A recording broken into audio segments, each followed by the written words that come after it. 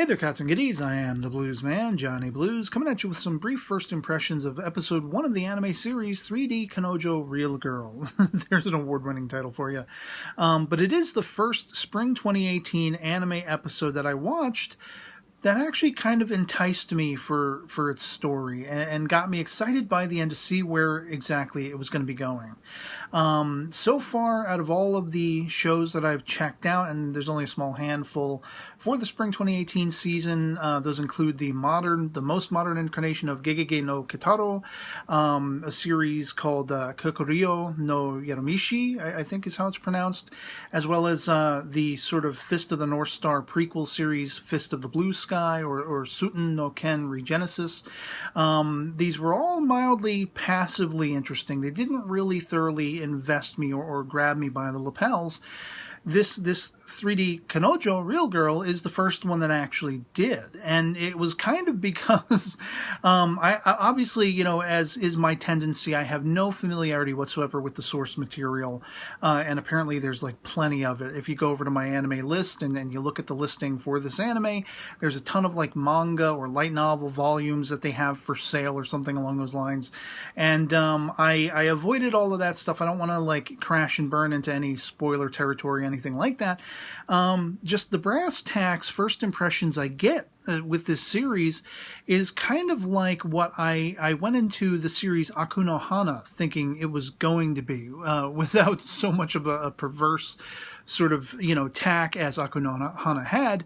With the two main characters, I really like both of the main characters from right off the bat, Satsui and Iroha, respectively, and I kind of feel like it's going to be what I thought Aku no Hana was going to be, where effectively, you have Satsui, who is the otaku. He's very reserved. He's not used to interacting. He's kind of socially inept, very much, kind of internalized, an introvert, and with his bounding off of and interacting with Iroha, who is much more, sort of outgoing, sort of devil-may-care. She's garnered a little bit of a reckless, sort of reputation, that kind of thing. I feel like the way they came to each other's aid in this first episode, where he was being bullied for being an otaku, being called gross and this, that, and the other thing, and he and his buddy, effectively, they're the only two friends either of them have, that kind of stuff. And, Iroha seems like sort of the girl from the wrong side of the track. She's always kissing all these different guys, and guys are fighting over her amongst themselves and everything like that. I kind of feel like they are going to be mutually benefiting from the dynamic that will develop between them. Now she kind of, puts a stamp on the envelope by the end by saying the sort of a cliffhanger revelation by the end of the episode that she's only going to be here for like 6 months, and then she's got to transfer out. So let's make the best of whatever it is we're going to have going on here. Because, again, as I say, she comes to Satsui's aid a few times in the episode. There's some chicks in like a McDonald's mocking Satsui and his friend for talking about 3D girls versus 2D and being all otaku-esque and everything, and how gross that is, and the idea of heroism and, chivalrousness, that kind of stuff. It's all gross. It's all cliche. What do you two are losers. You're all you got. And we have Iroha, coming in and sort of saving the day, acting like the beautiful girlfriend that, Satsui was waiting for or something, to show up these two other low-class bitches, that kind of thing.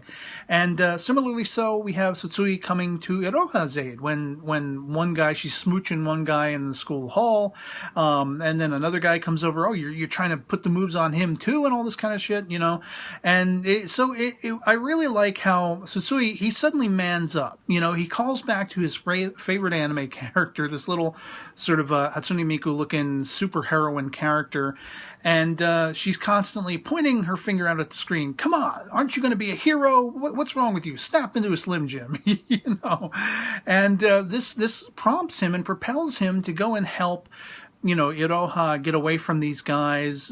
He's having his ass handed to him, but he keeps getting up again. And finally, I guess he gets knocked out.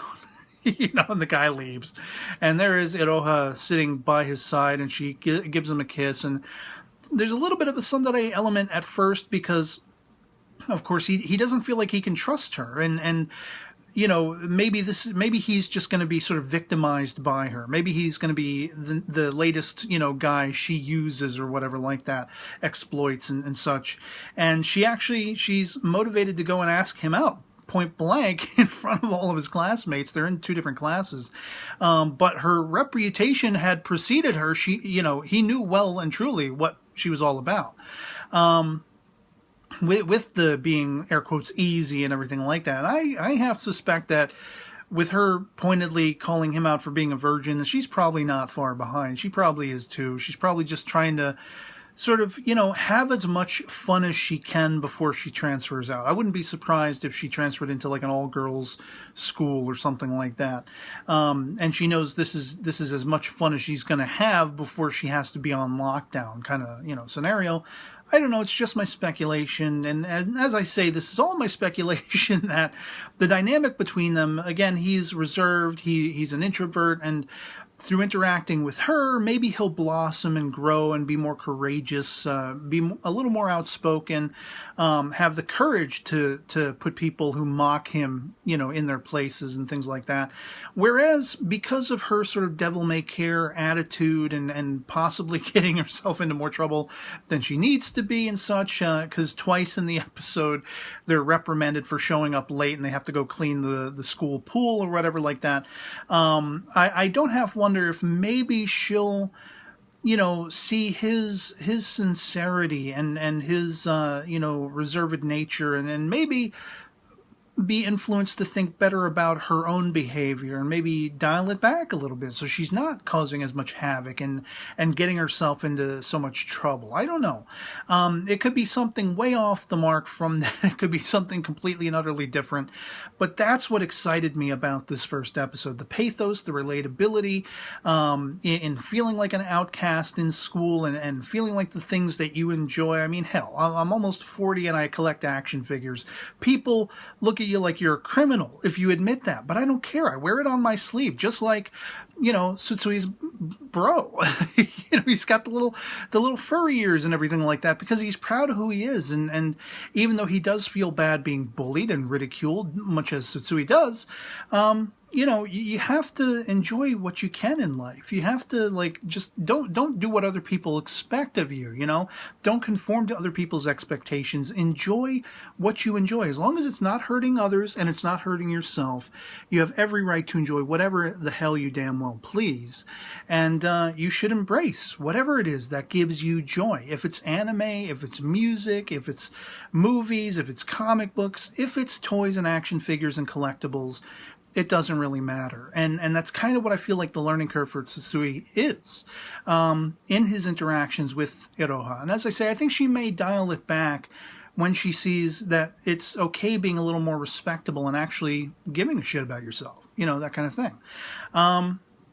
And again, it's just my speculation going into this first episode, and I could be way off. I could be completely wrong, but I like the idea of them settling up together. I like all of the progress that was laid work, in this episode of them coming together, kissing a few times, and just sort of burgeoningly exploring a dynamic between them and wanting to see where this is going to go, how it's going to develop in the limited amount of time that they have. Hopefully it won't turn into a Kuzu no Honkai or something like that, or an Aku no Hana.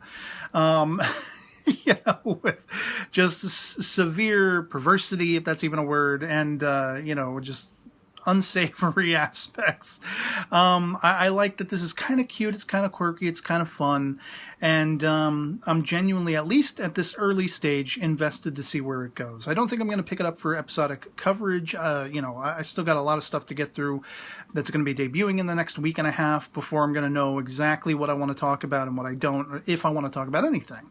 And but I would love to hear from you guys in the comments below if you've seen episode 1 of 3D Kanojo Real Girl, if you enjoyed it at all, if it's oh so much cliche garbage to too. Love it or hate it, anything goes in the comments below. Just love having that conversation. But this was the first episode of anything thus far for this season that I had an interest in or curiosity about, that I checked into, and I was very much excited with by the end of it. And so take it or leave it, love it or hate it, whatever. Let me know, again, as I say, what you think of it. And otherwise, it'll be pretty much it for me on this. Hope this video finds you well, and I'll catch you all later. Peace.